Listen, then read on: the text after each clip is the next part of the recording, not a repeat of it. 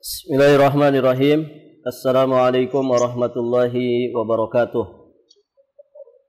Waalaikumsalam warahmatullahi wabarakatuh. Alhamdulillahi rabbil alamin.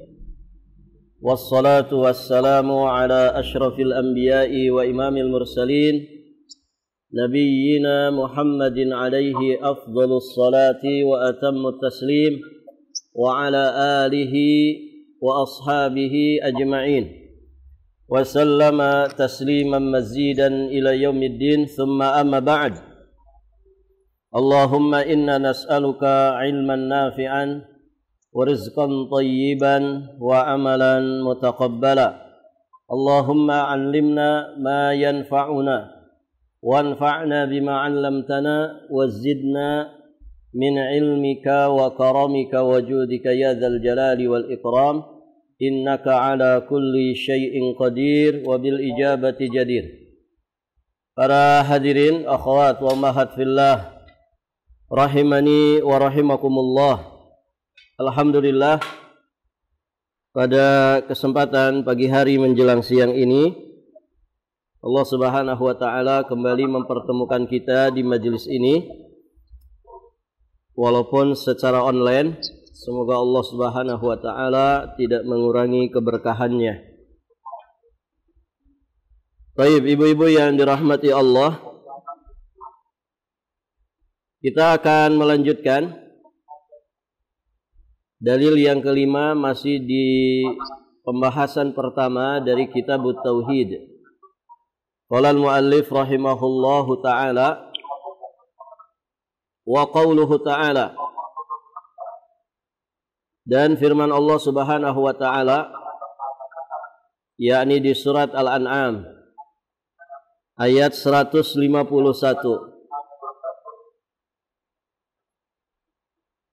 Allah berfirman, ba'da a'udzu billahi as-sami'il 'alim minasy syaithanir rajim, qul ta'alu atlu ma harrama rabbukum 'alaikum alla tusyriku bihi syai'an wa bil walidaini ihsana wa la taqtulu auladakum min imlaq nahnu narzuqukum wa iyyahum wa la taqrabul fawahisha ma dhahara minha wa ma batan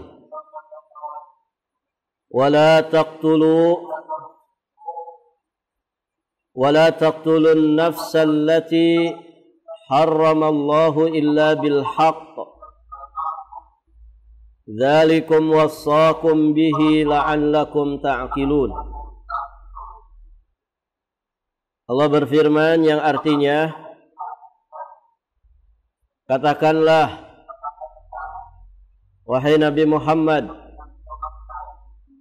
kemarilah aku akan membacakan apa yang diharamkan Rabbmu kepadamu.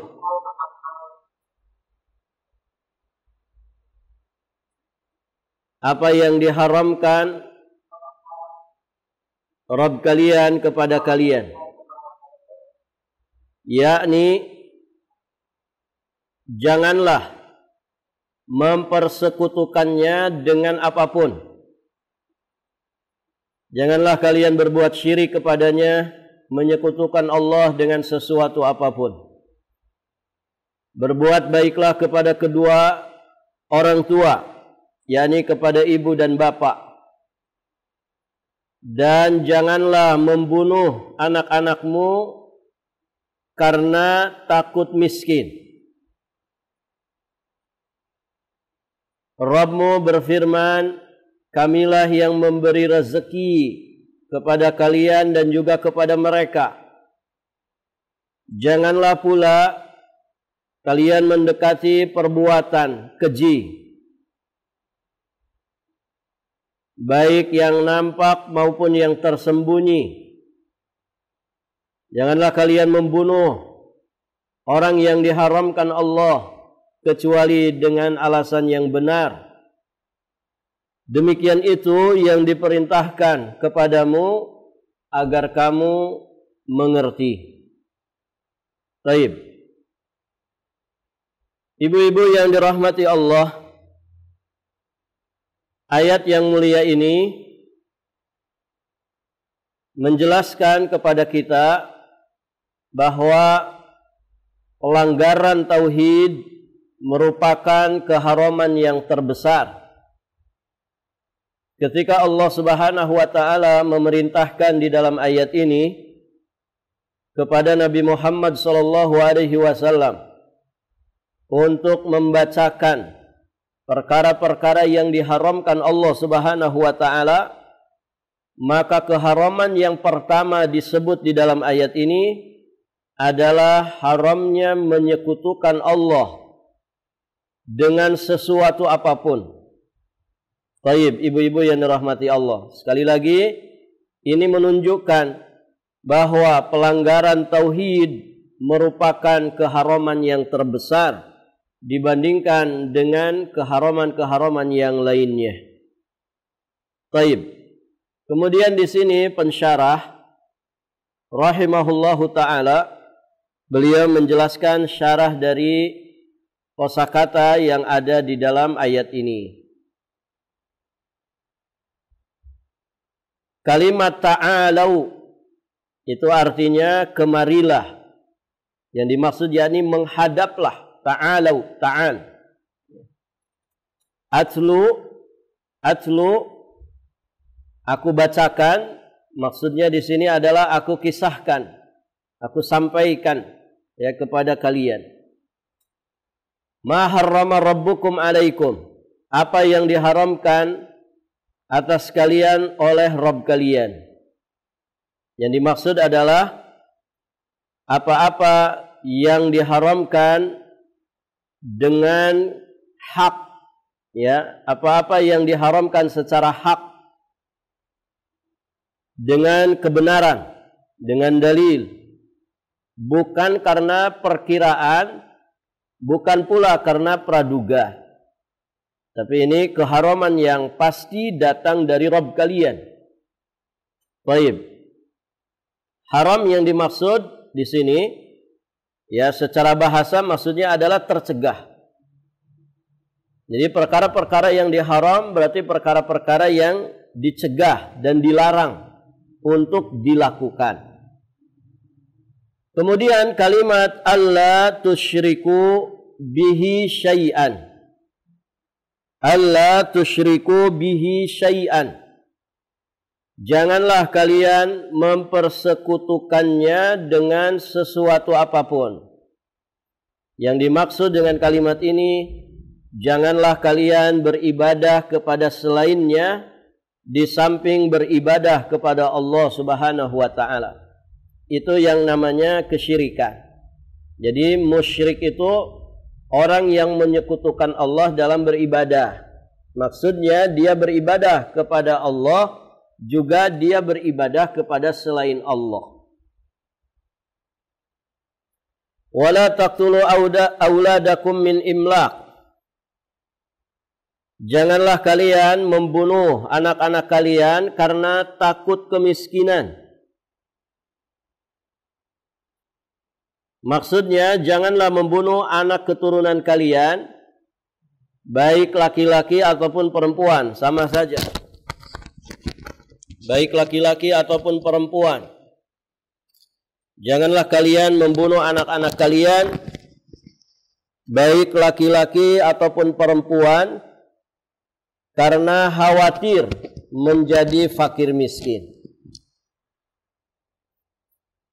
Kemudian al-fawahish, perbuatan-perbuatan keji, ini maksudnya adalah perbuatan-perbuatan maksiat. Kemudian ibu-ibu yang dirahmati Allah, ma dhahara minha.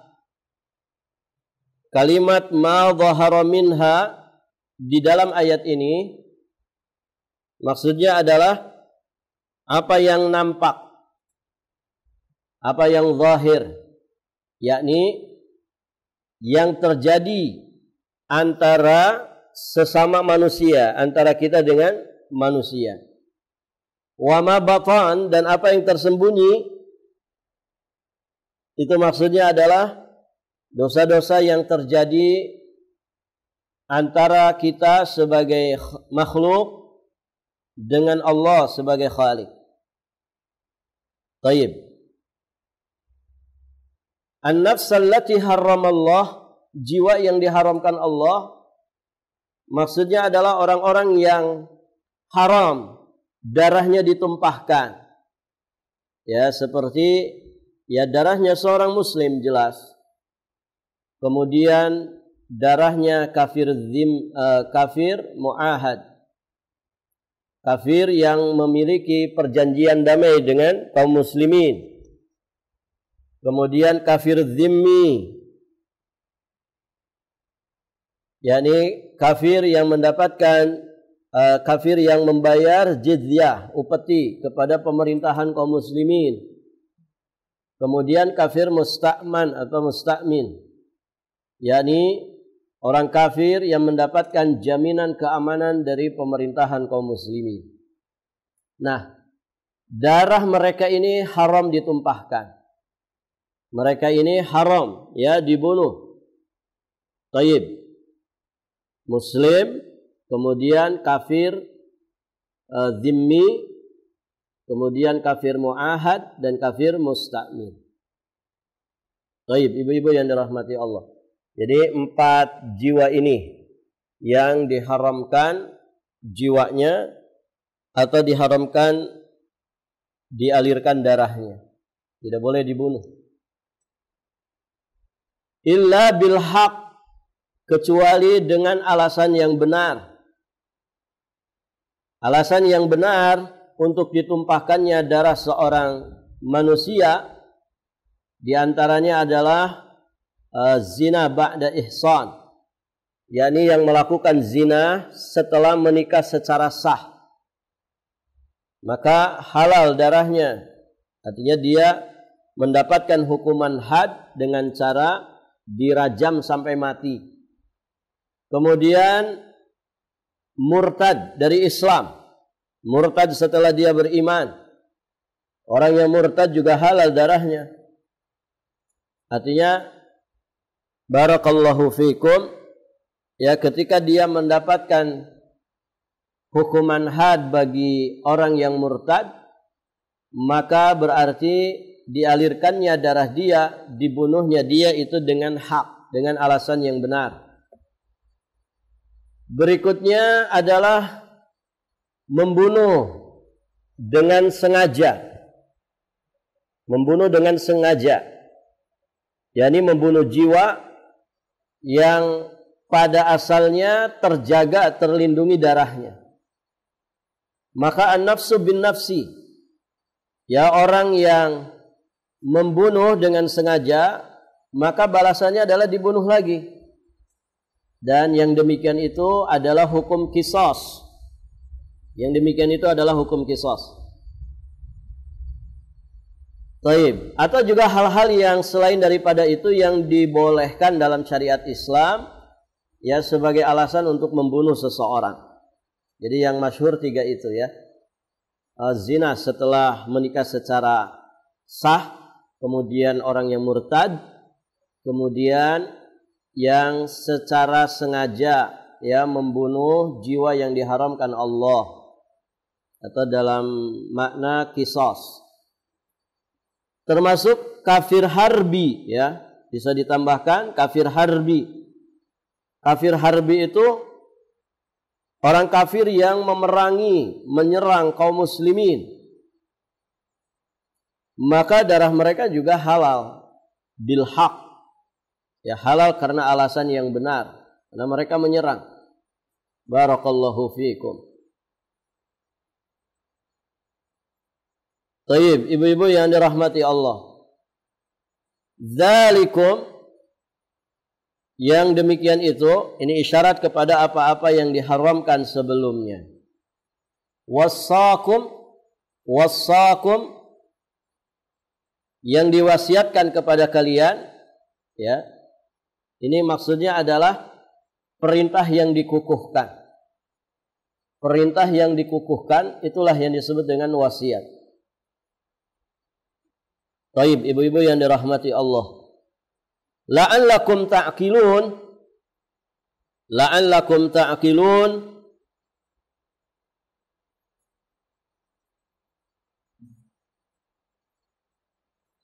Yang dimaksud adalah agar kalian berakal. Maksudnya agar kalian paham apa-apa yang disebutkan itu, lalu kalian mengamalkannya.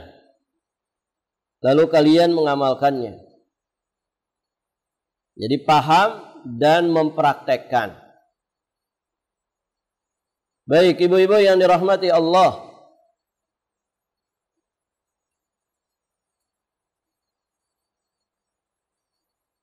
Berikutnya adalah syarah ijmali dari ayat yang mulia ini.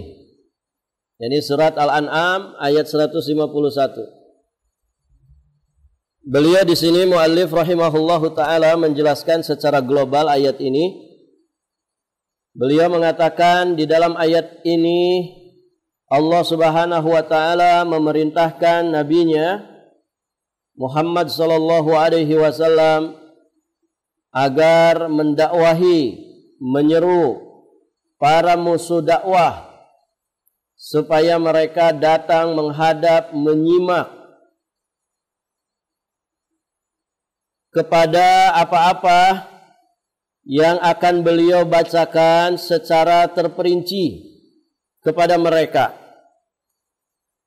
yakni berupa garis-garis besar haluan dakwah dan juga kaidah-kaidah yang kokoh lagi mulia.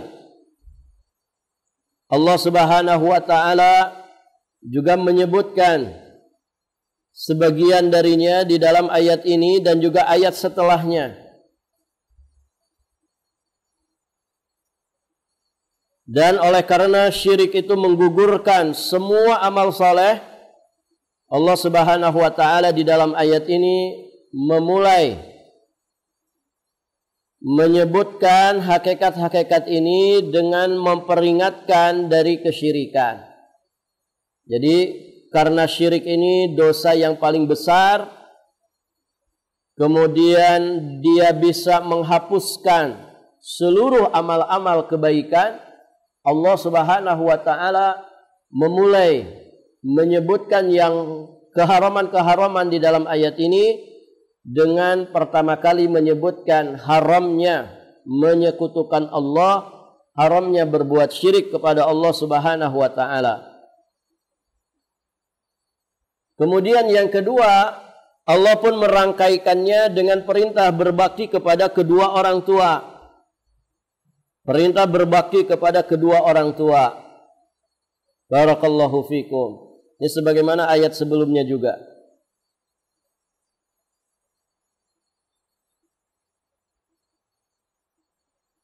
Kemudian yang berikutnya adalah haramnya membunuh anak keturunan. Haram membunuh anak keturunan karena takut miskin.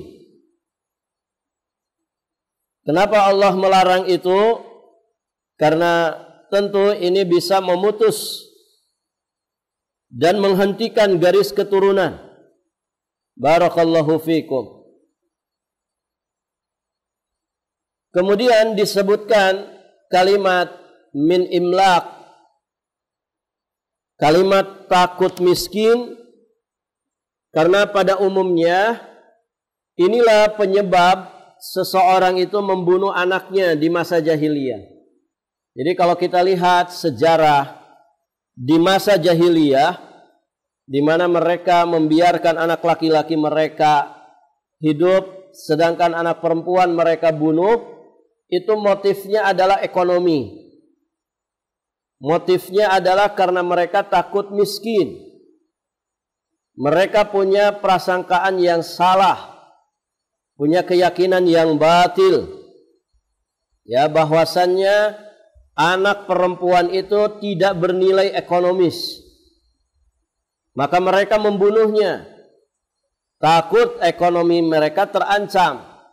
Karena anak perempuan tidak bernilai ekonomis. Beda dengan anak laki-laki.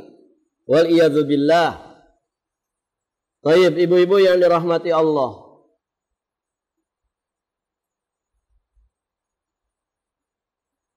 Dan bahkan kalaupun bukan dengan alasan ekonomi, alasan takut miskin, maka pada dasarnya membunuh anak keturunan walaupun tanpa alasan ini tetap diharamkan.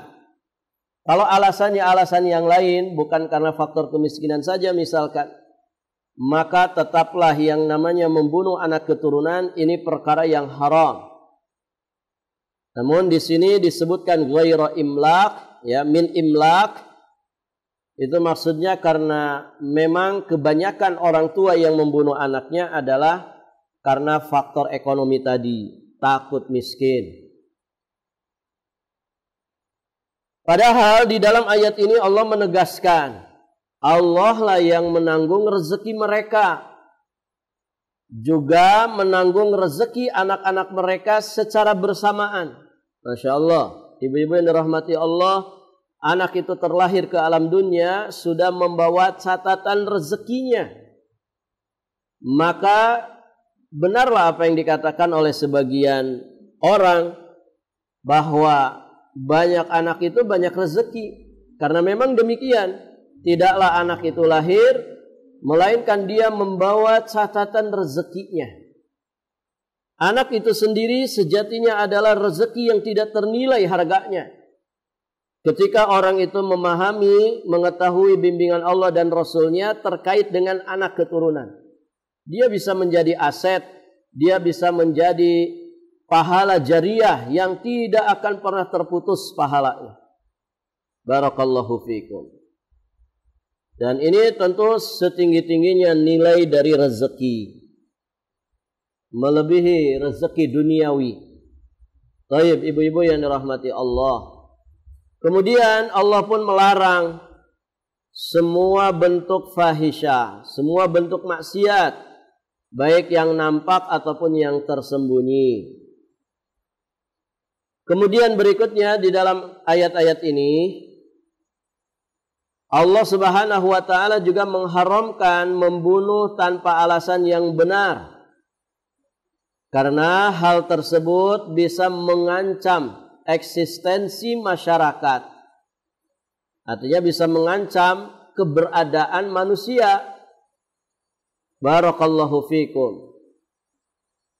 Kemudian juga terjadinya pembunuhan, tentu ini akan memunculkan banyak sekali kemadaratan.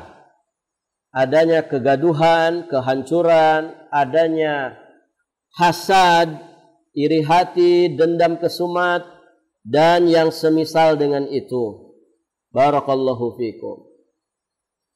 Allah kemudian di penghujung ayat membesarkan pengharaman semua perkara ini, di mana Allah Subhanahu wa taala menyebutkannya dengan redaksi dzalikum wassaqum bihi.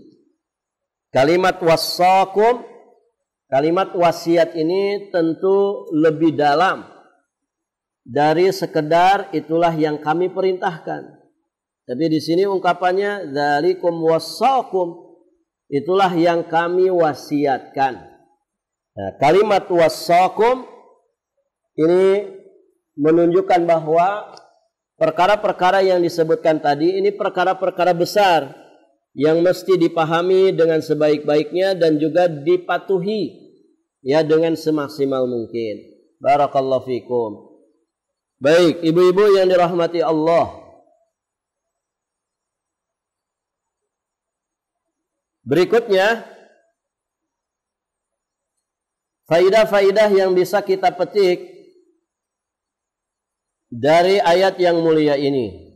Pertama, jelas ya, dari kalimat pertama di dalam ayat ini, qul ta'alau atlu ma harrama rabbukum alaikum.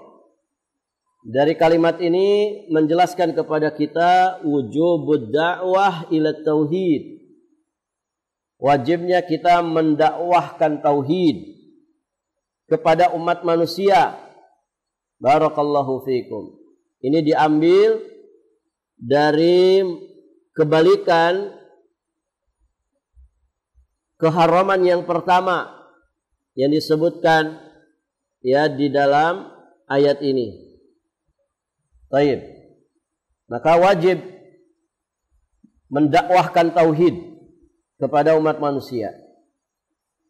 Kemudian yang berikutnya di antara faidah ayat ini bahwasannya syirik itu merupakan dosa yang paling besar di antara dosa-dosa besar yang lainnya.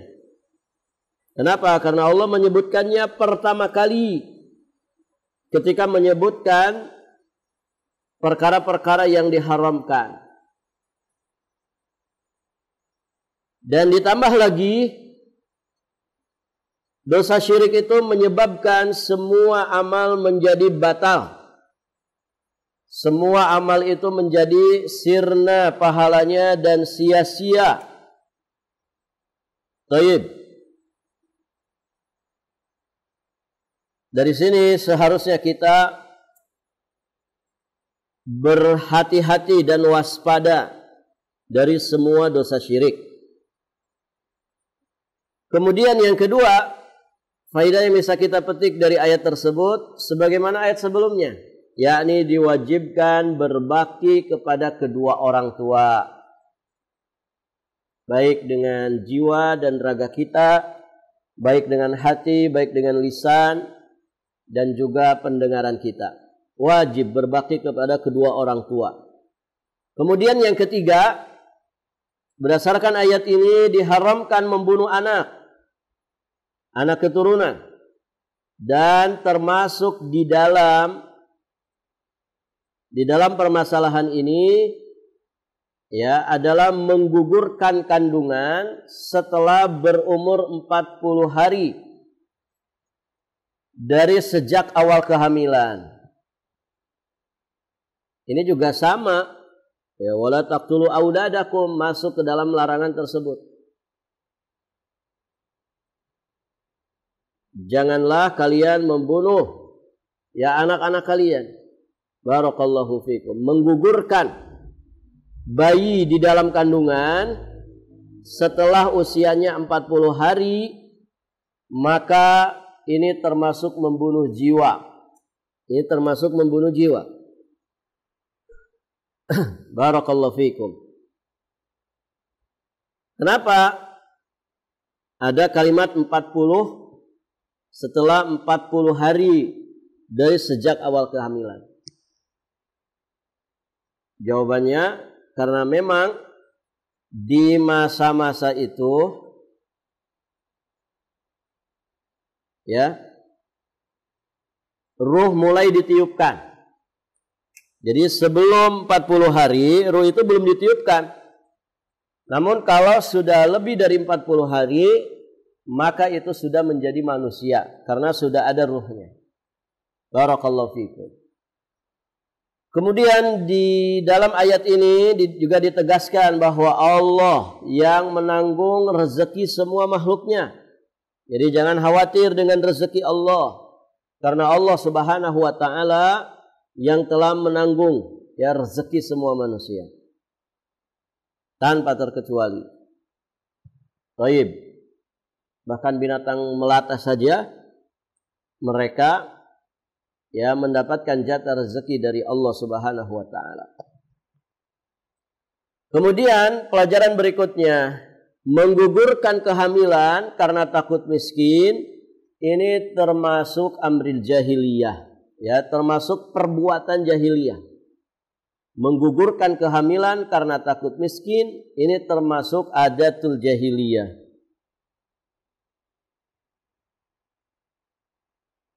Berikutnya diharamkannya segala perbuatan keji dan apa yang menghantarkan kepadanya, perbuatan fahisyah. Perbuatan-perbuatan keji itu wajib ditinggalkan, haram. Dan berikutnya ibu-ibu yang dirahmati Allah, diharamkannya membunuh jiwa yang diharamkan oleh Allah kecuali dengan alasan yang hak. Tadi sudah kita sebutkan alasan-alasan yang hak. Kemudian yang terakhir, faidah yang ke-8, Allah Subhanahu wa taala tidak merinci yang dimaksud dengan alasan yang hak di dalam ayat ini. Namun Nabi Shallallahu Alaihi Wasallam menyebutkan sebagian daripadanya di dalam beberapa hadis yang intinya bahwa yang boleh dibunuh dengan alasan yang kuat diantaranya adalah orang yang berzina setelah menikah, kemudian orang kafir setelah beriman, jadi orang yang murtad, kemudian ya pembunuh. Barakallahu fiikum. Baik, ibu-ibu yang dirahmati Allah. Baik, ibu-ibu yang dirahmati Allah, kita lanjutkan hubungan atau keterkaitan antara ayat dengan tauhid sangatlah jelas dari sisi di mana ayat yang mulia ini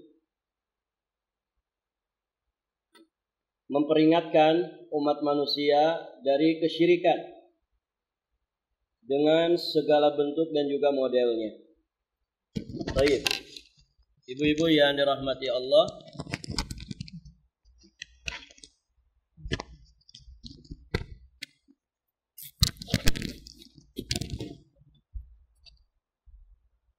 di sini ada catatan tambahan ya. Ada catatan tambahan.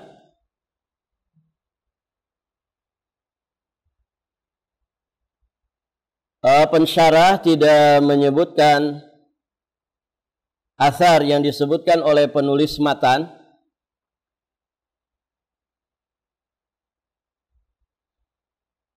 Yakni perkataan Abdullah bin Mas'ud radhiyallahu taala anhu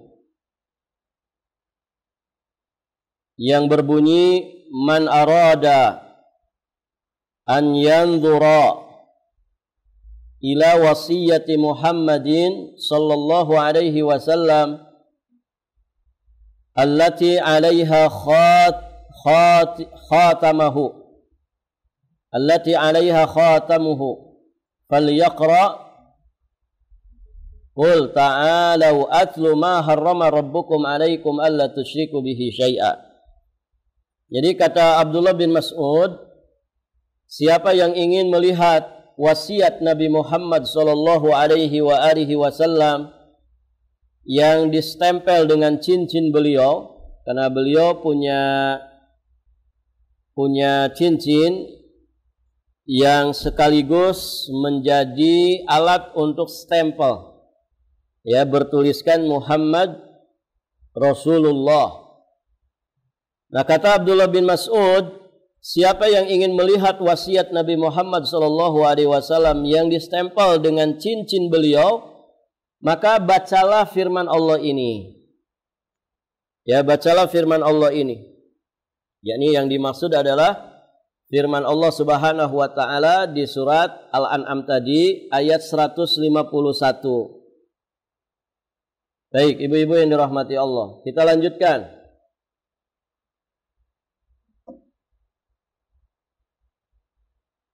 Dalil yang keenam, yakni dalil terakhir yang dibawakan oleh penulis rahimahullahu ta'ala di bab pertama ini. Sebuah riwayat hadis dari jalan sahabat yang mulia Mu'ad bin Jabal radhiyallahu ta'ala anhu. Baik. Di sini disebutkan tentang siapa Mu'ad bin Jabal. Mu'ad bin Jabal, ibu-ibu yang dirahmati Allah,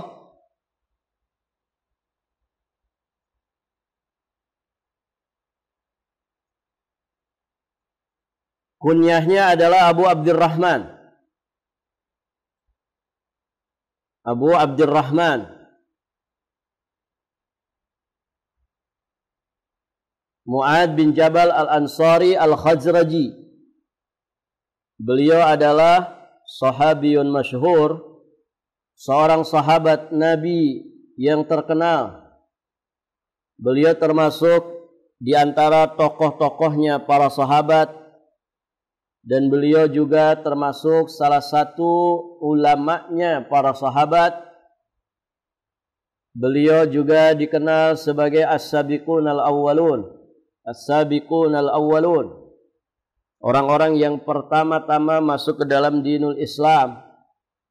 Beliau masuk Islam di usia 18 tahun. Beliau juga dikenal sebagai Faqihus Sahabah. Fakihnya dari kalangan para sahabat, ahli fikih. Beliau juga dikenal orang yang paling paham dan mendalam tentang halal dan haram. Beliau juga termasuk duta pertama dalam Islam. Ya, duta pertama dalam Islam ya Mu'adz bin Jabal ini. Beliau wafat di usia 33 tahun. Ya, usia yang masih sangat belia. Masuk Islamnya usia 18 tahun. Ya, kemudian wafatnya di usia 33 tahun. Berarti sekitar 15 tahun saja. Ya, sekitar 15 tahun saja. Ya, beliau memeluk dinul Islam sampai wafatnya. Masya Allah.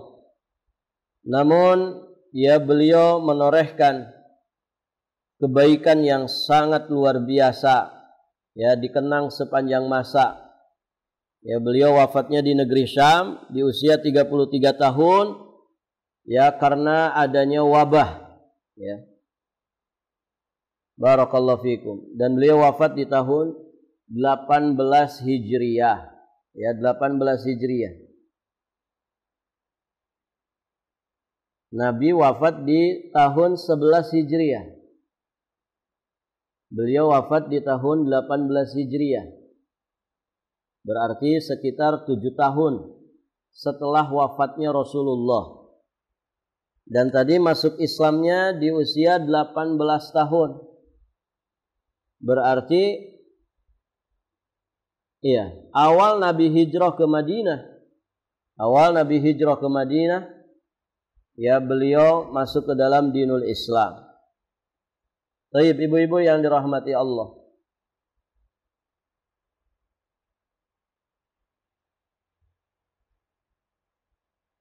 Kita lanjutkan. Jadi hadis ini dari jalan sahabat yang mulia Mu'adz bin Jabal radhiyallahu taala anhu. Beliau berkata, "Kuntu radifan Nabi sallallahu alaihi wa alihi wasallam ala himarin. Faqala li ya Mu'adz, atadri ma haqqullah 'alal ibad wa ma haqqul ibadi 'ala Allah?" Qultu, "Allahu wa rasuluhu a'lam." Qala haqqullah 'alal ibadi an ya'buduhu wa la yusyriku bihi syai'an wa haqqul ibadi 'ala Allahi alla yu'adziba man la yusyrik bihi syai'an. Qultu ya Rasulullah afala ubashshirun nas? Qala la tubashshirhum fayattaqilu. Baik.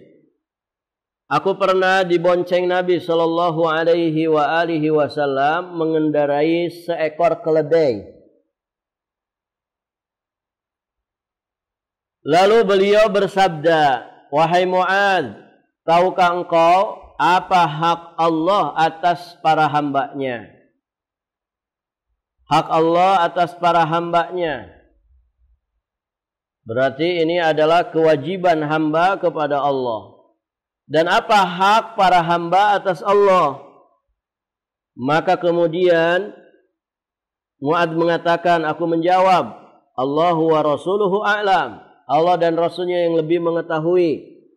Maka kemudian Nabi sallallahu alaihi wa alihi wasallam bersabda, Haqqullah 'alal ibad, hak Allah atas para hambanya adalah hendaknya mereka beribadah kepadanya dan tidak menyekutukannya dengan sesuatu apapun.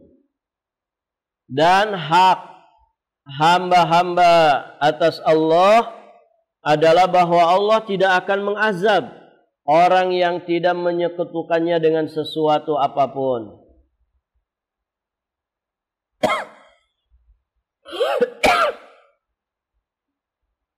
Kemudian aku bertanya, Maksudnya Mu'adz bin Jabal bertanya, "Ya Rasulullah, tidakkah sebaiknya aku sampaikan kabar gembira ini kepada orang lain?" Maka kemudian beliau menjawab, La tubashirhum. Jangan sampaikan kepada manusia, karena bisa jadi mereka itu hanya akan mengandalkan hal tersebut. Maksudnya mereka tidak mau beramal akhirnya. Baik, ibu-ibu yang dirahmati Allah. Berikutnya kita akan membahas kosakata di dalam ayat yang mulia ini. Kalimat radifan Nabi, ya dibonceng oleh Nabi, ini maksudnya adalah menunggang. Ya, menunggang hewan tunggangan di belakangnya Nabi Shallallahu Alaihi Wasallam. Ini istilah yang ma'ruf ya. Namanya dibonceng, ya berarti dibawa di atas kendaraan. Nah, kalau di sini berarti hewan tunggangan.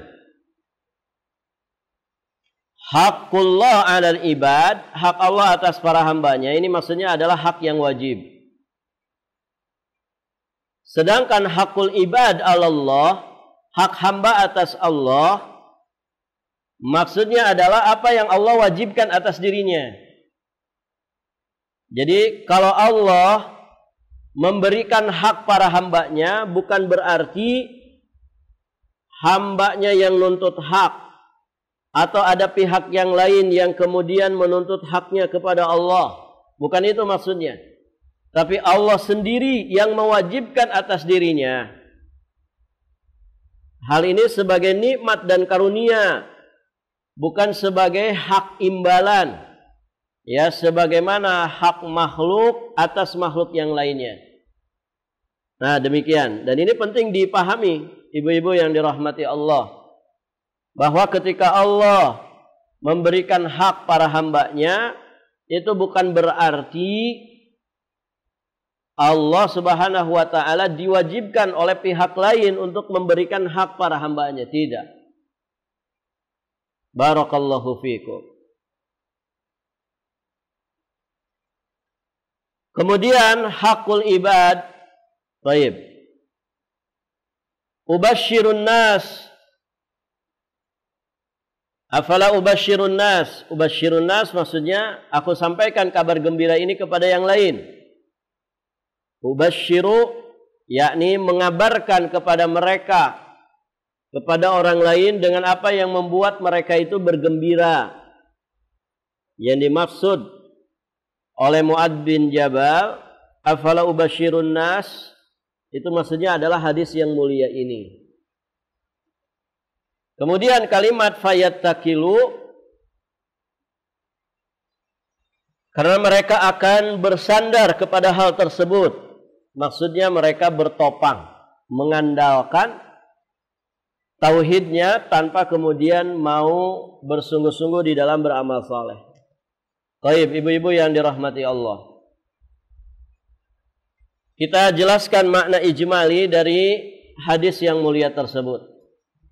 Perhatikan ibu-ibu yang dirahmati Allah. Mu'adz bin Jabal mengabarkan kepada kita di dalam riwayat ini bahwa suatu hari beliau menunggang seekor keledai di belakang Nabi Shallallahu Alaihi Wasallam. Artinya beliau pernah dibonceng oleh Nabi. Lalu Nabi menghususkannya dengan masalah ilmu yang paling penting dan paling agung. Nah, di sini Nabi menggunakan metode tanya jawab. Baik, Ibu. Ketika Nabi menghususkan masalah-masalah ilmiah yang paling penting dan sangat agung kepada Mu'adz bin Jabal, nah ini menunjukkan kedudukan yang istimewa, kedudukan yang begitu utama, kedudukan tersendiri bagi Mu'adz bin Jabal. Karena ya kalau sampai kemudian diboncengkan, ini menunjukkan kedekatan yang sangat luar biasa. Baik, ibu-ibu yang dirahmati Allah. Nah, di sini Nabi Shallallahu Alaihi Wasallam menggunakan metode soal wal jawab, metode tanya jawab. di dalam memberikan pelajaran dan juga menstimulus keingintahuan Mu'adz bin Jabal radhiyallahu taala anhu. Dan akhirnya kemudian Mu'adz bin Jabal menyatakan bahwa beliau tidak mengetahui perkara yang ditanyakan tersebut. Nah, di sini berarti Mu'adz bin Jabal tidak berbicara pada apa yang beliau tidak ketahui atau beliau belum ketahui.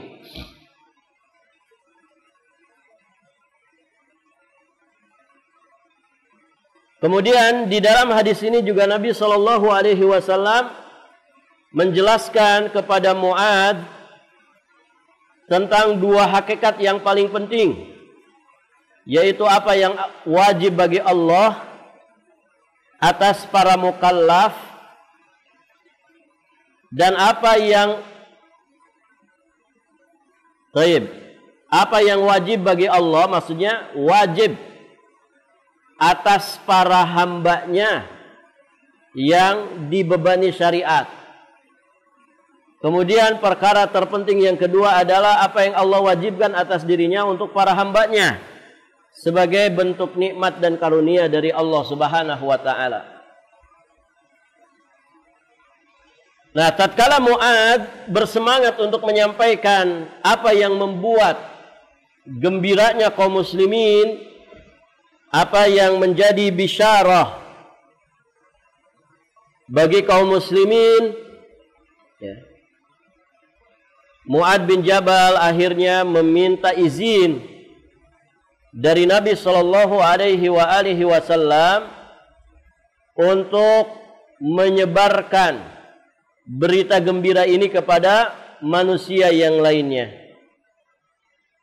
Namun ternyata Nabi Shallallahu Alaihi Wasallam melarangnya karena beliau khawatir manusia akhirnya bersandar kepada janji ini, lalu dia akhirnya meninggalkan berlomba-lomba di dalam amal saleh yang akan menggugurkan amal keburukan mereka dan mengangkat derajat mereka ini. Baik, ibu-ibu yang dirahmati Allah, Mu'adz pun akhirnya mengabarkannya kepada orang lain karena merasa tidak enak menyembunyikan ilmu, disertai dengan kenyataan bahwa orang yang berakal tentu dapat memahami peringatan Nabi ini. Orang yang berakal dari kalangan umat Rasulullah Sallallahu Alaihi Wasallam,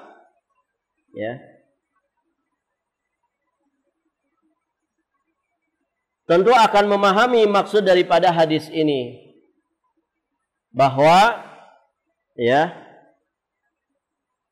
ini peringatan dari Nabi Sallallahu Alaihi Wasallam supaya umatnya tidak terlalu pasrah dengan tauhid yang ada pada diri mereka, sehingga akhirnya mereka lupa beramal. Begitu ya. Barakallahu fikum.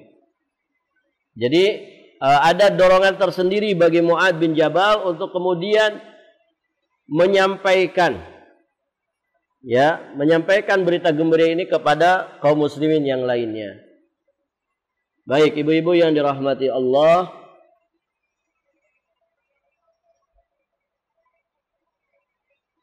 kita akan ambil beberapa faidah dari hadis yang mulia ini.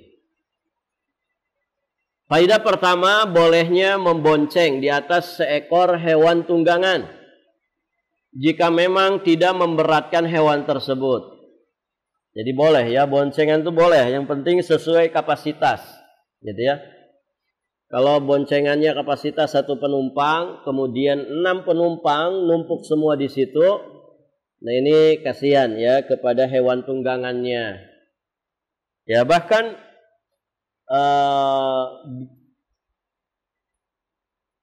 kendaraan-kendaraan di masa sekarang ini, ibu yang dirahmati Allah, itu kan ada jumlah penumpangnya begitu ya. Kalau motor ya sebetulnya secara standar, aturan yang standar itu ya motor itu bisa untuk 2 orang, begitu ya. Namun pada kenyataannya ya rata-rata biasanya dipakai bahkan lebih dari 2 orang. Barakallahu fikum. Tentu ini madharat ya. Madharat. Setidak-tidaknya boros bensin, jelas. Kemudian menjadikan ya kendaraan itu akan cepat rusak karena bebannya terlalu keberatan. Nah, jadi intinya boleh membonceng seseorang di atas hewan tunggangan jika tidak memberatkan hewan tersebut.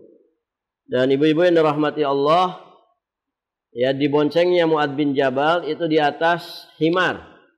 Himar itu keledai. Maka diriwayatkan di dalam beberapa riwayat, di antaranya riwayat Imam Ahmad.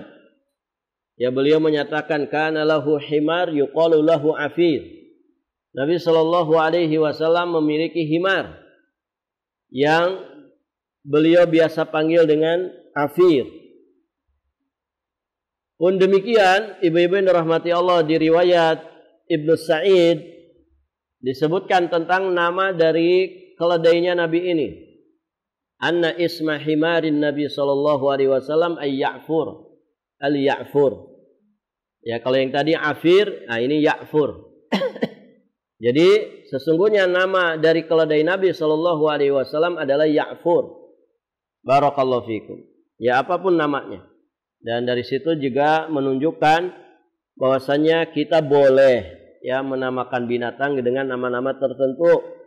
Ya selama nama itu nama yang baik. Barakallahu fik.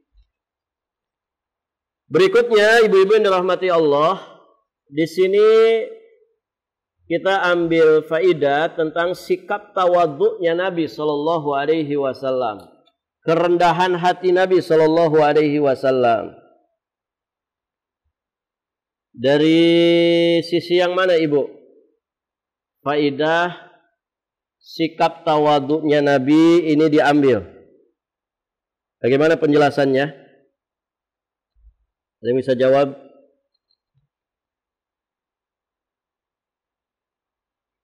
Mana dari hadis ini yang menunjukkan tawadhu'nya Nabi?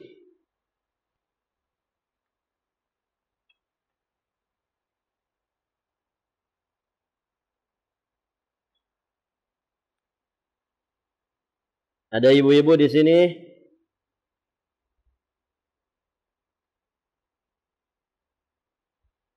Ibu-ibu masih bersama saya?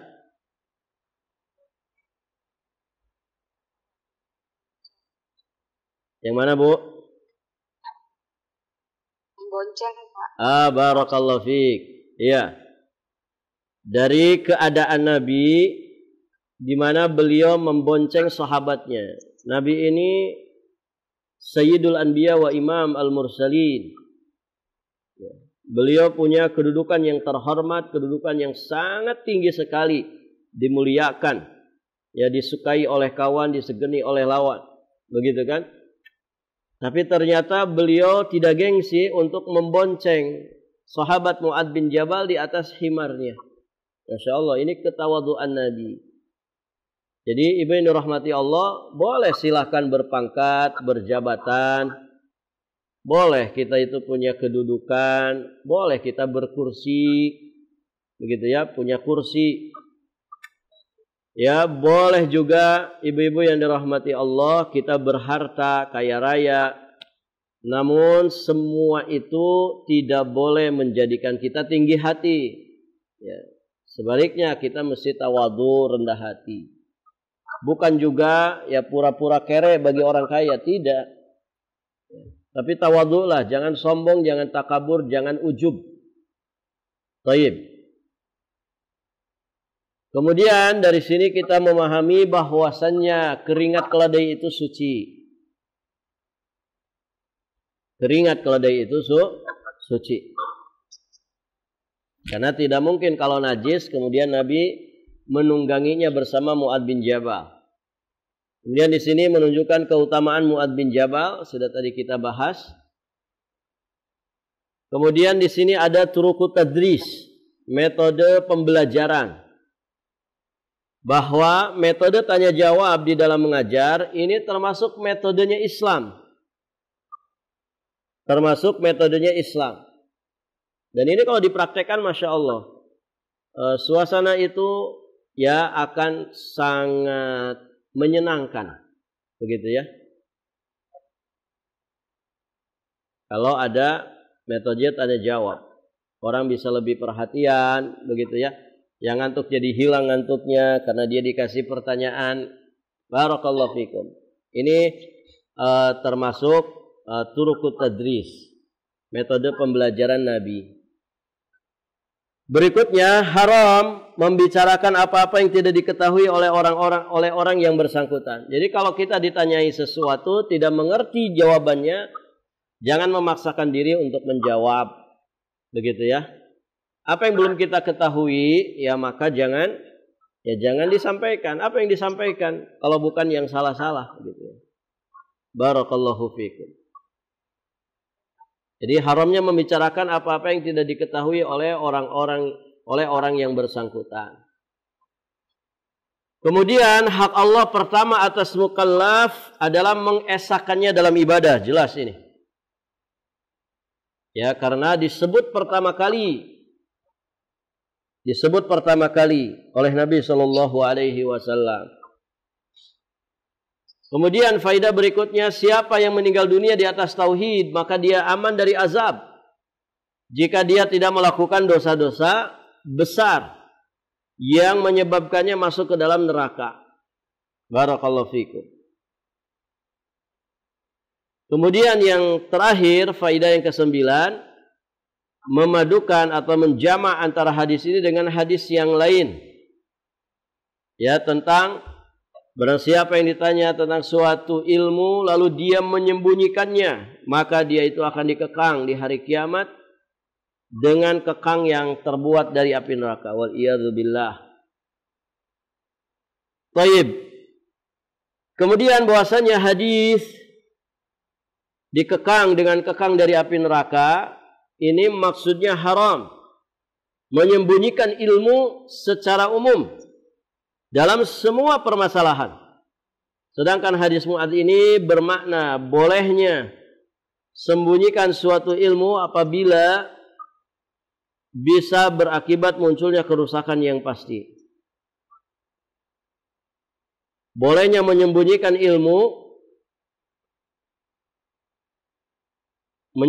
suatu ilmu apabila bisa berakibat munculnya kerusakan yang sangat pasti. Baik, ibu-ibu yang dirahmati Allah.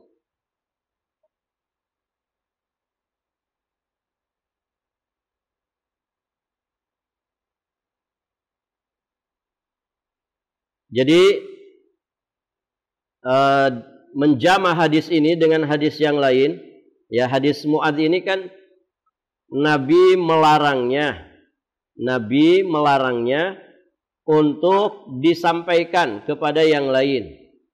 Nabi melarang Mu'adz bin Jabal untuk menyampaikan ilmu ini kepada yang lain. Nah, sedangkan di sana ada hadis man su'ila an ilmin, siapa yang ditanya tentang suatu ilmu fakatamahu, kemudian dia menyembunyikannya, uljima bilijamin yaumal qiyamah min nar, maka dia akan dikekang pada hari kiamat dengan kekang yang terbuat dari api neraka. Nah, dijamah hadis ini dengan hadis Mu'adz bin Jabal tadi, maka bisa kita jelaskan bahwa hadis ini ya tentang yang menyembunyikan ilmu akan dikekang dengan kekang dari api neraka, ya. Ini bermakna haramnya menyembunyikan ilmu secara umum dalam semua masalah.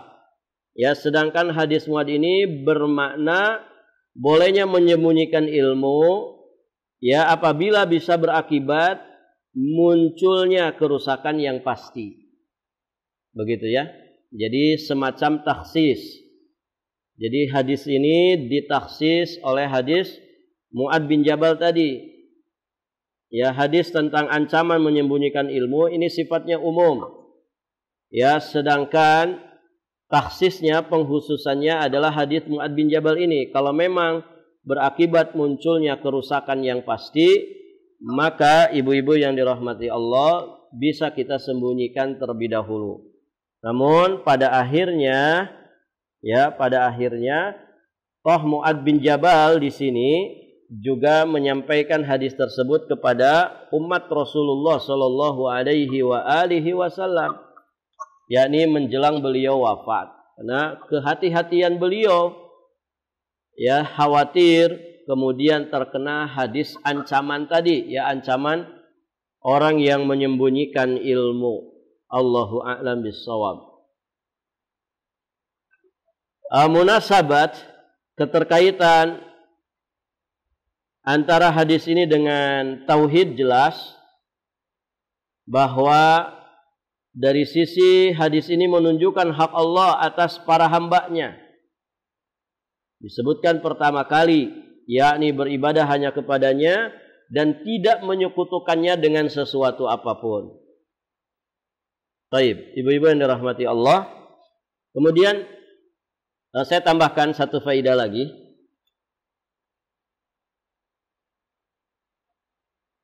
Tentang istimewanya Mu'adz bin Jabal. Yang sejatinya ini menunjukkan keistimewaan semua para sahabat Nabi. Apa itu? Hirsus sahabah ala nashril ilmi wal khair. Semangatnya para sahabat, ambisi yang begitu kuat dari para sahabat untuk menyebarkan ilmu dan juga menyebarkan kebaikan. Nah, ini Masya Allah. Dan demikianlah para ulama dari zaman ke zaman. Mereka punya hirs, punya semangat yang begitu tinggi, punya rasa perjuangan yang begitu besar untuk menyebarkan ilmu dan kebaikan.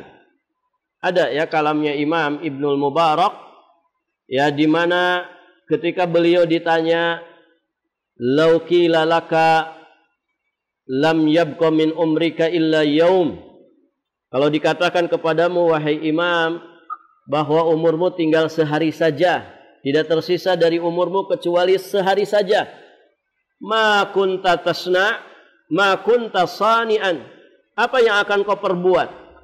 Maka kemudian Imam Ibnul Mubarak menyatakan, kuntu u'allimun nas. Aku akan mengajari manusia.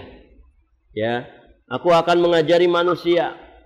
Masya Allah. Maksudnya aku akan mengajari manusia.